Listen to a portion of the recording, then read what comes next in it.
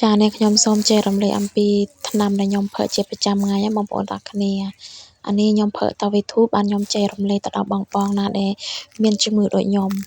ចាថ្នាំនេះវាងាយស្រួលក្នុងការរកមានតែពីរមុខទេបងប្អូនដើមគូឆាយហើយនិងស្ពៃហាងស្ពៃដែលយើងធ្វើជ្រក់បងប្អូនប្រើស្រស់បងប្អូនសម្រាប់ខ្ញុំគឺមានជំងឺនោមញឹកនោមហូរនោមក្តៅនោមសានោមហើយឈឺនោមហើយនោមអត់អស់ទេបងប្អូនទាំងអស់គ្នា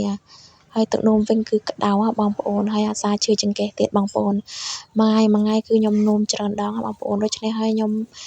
ប្រើតាមគេព្រោះអីគេប្រាប់អ្នកដែលប្រើនោះគឺបានជា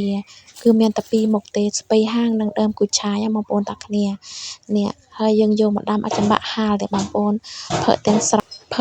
អត់មានធំក្លិនអត់កពុលអីទេបងប្អូនរសជាតិឈ្ងុយសាបស្រាលធម្មតាខ្ញុំយកស្ពៃហាងចំនួនតែ3គល់ហើយនិងស្លឹកគូឆាយមកក្តាប់យកមកដាំប្រើ